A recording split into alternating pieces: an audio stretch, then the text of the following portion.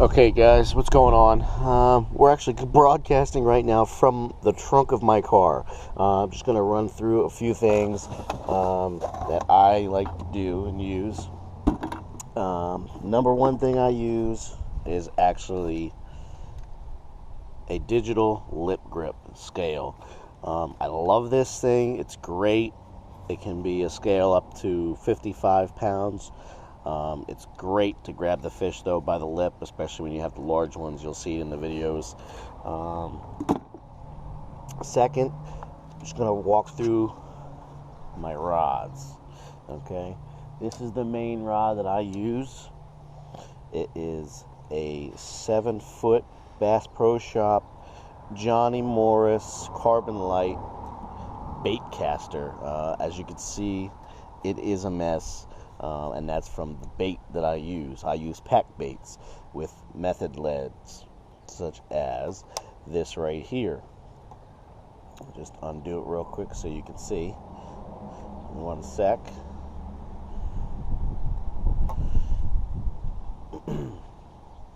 This right here is called a method feeder, an inline method feeder. I pack the bait around this. The back of it, you can see it's 35 ounces. The back of it is the weight. So it's made, pack bait goes on the top with the fins, it will always land bottom side down. So when you put the hook and the bait on the top side, that's what the fish is going to be feeding on. That's my main rig that I use on my bait caster. I also do the same setup on my spinning rod. As you can see, I have a bunch of rods. I'm always prepared. This one is slightly different, but it's the same thing. It's an inline lead, so when the fish pulls on the hook, the lead stays still. Okay, so the fish can run, and doesn't have the weight of the lead itself, which is great for the type of carp fishing that I do. But you can see I'm always prepared. I have a stand here that I use for my spinning rod. Okay, so my rod's always set up. This can spin, so if the fish is running, the rod can go along with it. So you can see real quick how it's set up. Alright, so basically you set your drag up enough that the fish can run, and you can just have the line pulling out. You grab it, twist, come up, and you're ready to go. You tighten your drag up a bit, reel the fish in. Pretty easy. Now, as far as my bait caster, there's not an actual rod holder that's as good as the spinning rod holders, but I just have one of these rod holders. Basically, it just goes in the ground. It's there. It's enough to hold it still, so when the fish smacks it, I can still have time to grab it and finish setting the hook. You can see my bag. I'm always prepared. Doesn't matter where I go. I have chairs, umbrellas, you name it. Now, hopefully soon, I'll be making my own bait casting boat rod holder that I'm going to use for bank fishing. This is more so for the boat bait casters, but it does work with my bait caster. I don't know if you can see that, but it will be pretty good once I get it built. I'm going to make a metal plate to bolt this down to, and then a stake in the ground. I have a piece of rebar, which is actually still sitting in my vehicle here. So that's basically that. As far as other things that I like to use, I do have what's called a bump board that extends out. It goes to 36 inches. Unfortunately, I haven't had a fish big enough for that yet, but I have come close with a 30-inch carp that weighed about 13.25 pounds. So that was pretty cool. But we're going to end this video right here. I'm going to grab a few things, go back inside, and show you a few more. Hey, what's going on, guys? It's Steve. I'm back inside now after just showing you outside my basic setup. I will get into more specific videos of what actually the rigging and baiting requires, but I will just show you a quick overview. This right here is one of several baiting needles. I don't know if you can see it, but it has hooks on the end. Alright, there's different sizes. Alright. So basically they're used when you're using what's called a hair rig. Basically the hair rig has a piece of line that dangles below the hook. So you put your bait, such as a kernel of corn or a boilie, onto the line itself below the hook. And then you use one of these little guys, which is called a bait stop, to hold that bait on. Okay. Now, real quick, I use number 8 swivels when I'm making my rigs.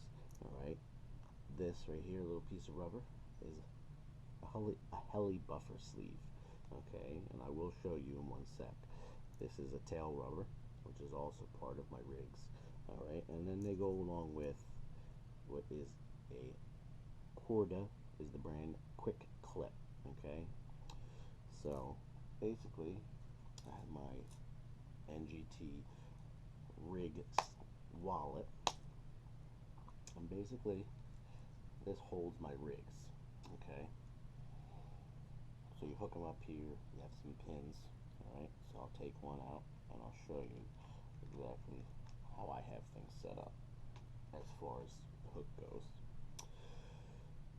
So obviously at the end we have our number 8 swivel. Okay, but also on the line I have one of these heli sleeves. Okay, so when I use a Corda quick connect like this and connect it to the main line on my rod with the method feeder, this will slide over and cover it. Okay, helps with any weeds, gunk on the bottom, that sort of crap. Okay, now I haven't been using my hair rigs. Basically I've just been, threading the corn and bait onto my hook itself. I do need to make some new hair rigs. I was waiting for some stuff to come in, but this is my setup right here. It's a 2/0 circle hook. It did have a barb, but I did break the barb off on the inside. It's a lot easier to take the hooks out of the fish, doesn't do as much damage. But I found with the carp that I'm catching, the 4-0 hooks were too big. 3-0s were a little bit better, but the 2-0s I've been having a lot of success with. I haven't been losing the fish like I was with the larger hooks. But like I said, as you see, you just put your hook in, hooks down, and then you use a pin to hold it still. And it's really great, little pin holder down here. I will be getting into more detail of where I purchase all this stuff. There is only one U.S. carp store online that I've been able to find, because mostly carp fishing is huge over in the UK. So there's a lot of UK stuff. A lot of the stuff I've ordered, such as the baiting needles, you won't find in the U.S., as well as some of the other rig components like the method feeders, you won't find in the U.S. You can get them off of a couple things off of Amazon, but the stuff's all shipped from the U.K. But that's just a basic setup.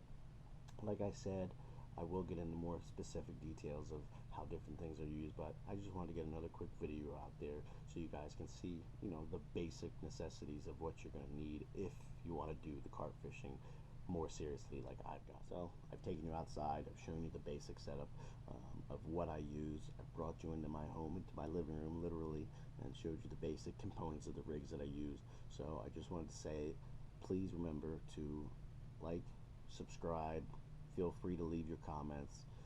I appreciate all of the followers that I will have and hopefully will have in the future. Special shout outs to One Rod, One Reel Fishing, Extreme Philly Fishing, Catfish and Carp, as well as Nick, the informative fisherman. There were the links to their channels on my previous video where I introduced myself to YouTube. So again, I watch a lot of their videos. They're very, very knowledgeable, so I do encourage you to go over there, like and subscribe to them as well. But I do hope you guys all appreciate everything that I'm doing. I am new to the YouTube, so bear with me. But please leave any comments that you have for the videos or what you're looking for or anything such as that below.